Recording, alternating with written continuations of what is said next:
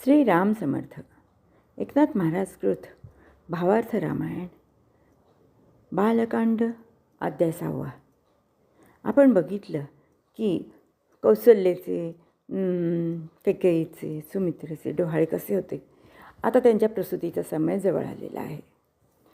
तेव्हा रामाचा जन्म, भरताचा जन्म, शत्रुघ्नाचा जन्म, लक्ष्मणाचा जन्म कसा झाला ते आपण बघू.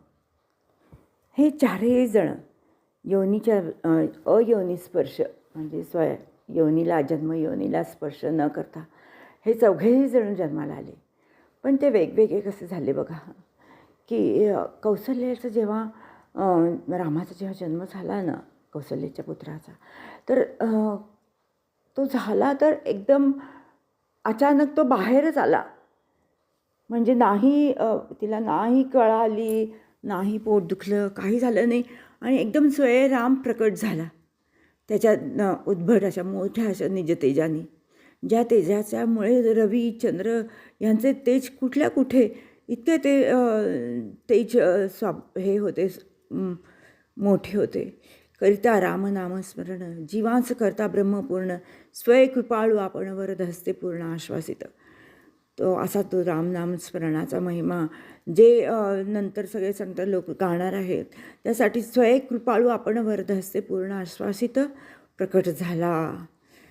असं मोठ्या रूपातच जो तो प्रकट झाला आहे ना, ते पाहून कसं एकनाथ महाराजांनी एक अभंग लिहिला आहे, तो मी दाखवते. म्हणून मोर मुकुट पितांबर पिवळा, मोर मुकुट पितांबर पिवळा, हातामध्ये धनुष बाण मजला, आवडतो श्रीराम, आवडतो श्रीराम मजला, आवडतो श्रीराम.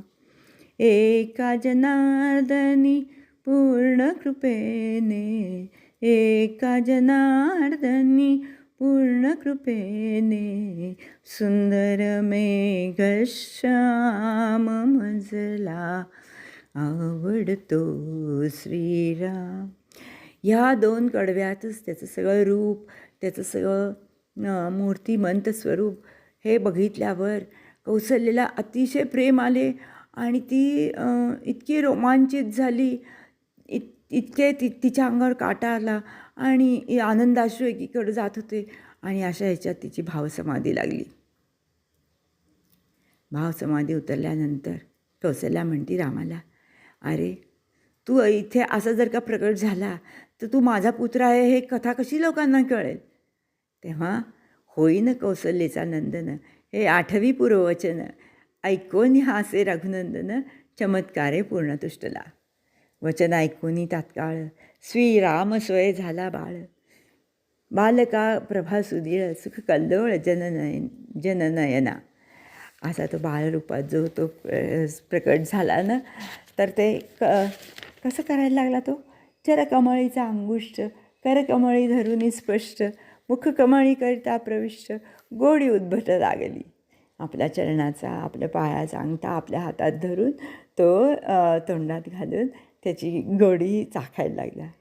आपली आपण या गोडी स्वभावे फावली धडपुडी, तोंडीचा अंकुष्ठ न काढी, चोखी आवडी चुरचुरा. आता हे सगळं आपण म्हणतो, सगळे भक्त म्हणतात, सगळे संत म्हणतात की आपल्या श्रीरामाची चरणाची गोडी काही अवीटच आहे.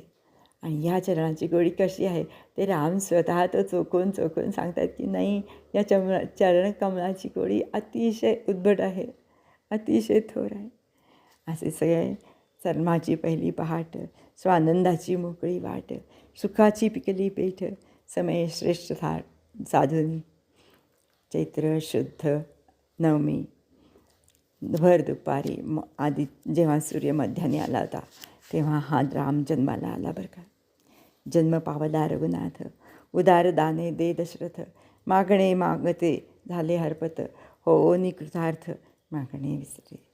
दशरथ म्हणे, ये समयी जो जे मागेल ते देईन पायी, तव मागतेची झाली नाही याचका देही संतृप्ती.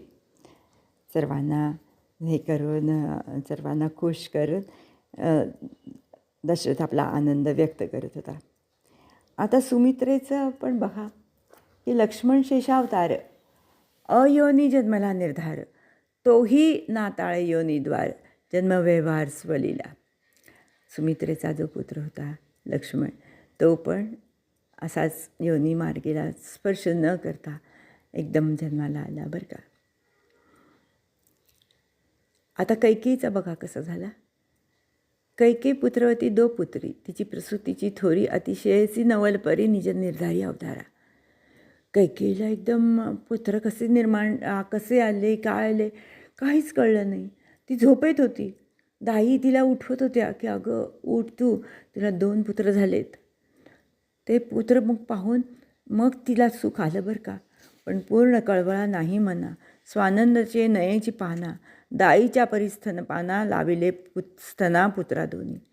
स्वगर्भपिंडी तिचा नव्हे, परगर्भे सापत्न माये, तिचे स्तनपान पाहे, स्वभावे दाई जे झाली. ऐका आता, तिच्या मुलांनासुद्धा तिने दाईकडे स्तनपान देण्यासाठी पाठवून दिलं. कैकेयीची गर्भस्थिती, पुत्रद्वयाची उत्पत्ती, या परी झाली प्रसूती, वर्धावाराया प्रती धाडिला तिने. आता हे स्वगर्भ तिचा नव्हे, परगर्भे सापत्न माये, तिचे स्तनपाने पाहे, स्वभावे दाई जे झाली. पुढे सहजची सापत्न, पुत्र नायकती तिचे वचन, पुत्राचेनी समाधान, कैकेयी जाण पावेना. आता हा जन्म देताना सुद्धा जे काही पुत्रजन्माचं सुख जे काही होतं ते अजिबातच कैकेयीला मिळालं नाही. आणि तिने दाईकडेच स्तनपानासाठी तिच्या पुत्रांना दिले. त्यामुळे मोठेपणीसुद्धा या भरतानी आणि शत्रुघ्नांनी ऐकलं का तिचं मागणं की माझा पुत्र सिंहासनावर बसू देत. हे ऐकलं का भरतानी? नाही ऐकलं बघा. तसंच शत्रुघ्न बसला का गादीवर? नाही बसला. तो रामाचीच पादुका त्यांनी ठेवलेल्या होत्या तिथे आणि रामाच्याच तो पूजन करीत होता. म्हणून हे असं झालं की पुत्र जयाचे प्रिय जन्म, तेणे रायासी सुख परम, उदार हस्ते करोनी धर्म, जातक कर्म तेणे केले. असे 4 अलौकिक पुत्र दशरथाला झाले. आणि जो सकळ लक्षणी संपूर्ण, तोची लक्ष्मण जाण, सुमित्रानंदन दशरथात्मज, ज्याचे सकळही पदार्थ, सदा सर्वदा पूर्ण भरित, ते वस्तुसी म्हणती भरत, कैकेयीसुत दशरथात्मज. मनुष्य शत्रूचे हनन, करी जो अल्प शत्रुघ्न, भवशत्रूचे निर्धारण, करी तो शत्रुघ्न दशरथात्मज. असे हे 4 पुत्र लक्ष्मण, भरत, शत्रुघ्न आणि अर्थात सगळ्या सुखाचा विराम, सगळ्या सुखाचा आराम असा तो श्रीराम, तो ज्येष्ठ पुत्र. असे 4ही पुत्र, जणू काही 4ही पुरुषार्थ, जणू काही 4ही वेद, असे ते 4 असे ते सर्वजण एका वेळेस प्रकट झाले. असे 4ही अलौकिक पुत्र दशरथाच्या घरी जन्माला आले. आता इथेच ही कथा आपण थांबवूयात. अध्याय 6वा समाप्त झाला. आता पुढचा 7वा अध्याय आपण उद्या बघू. श्रीराम जय राम जय जय राम, श्रीराम जय राम जय जय राम, श्रीराम जय राम जय जय राम. जय जय रघुवीर समर्थ, श्रीराम समर्थ.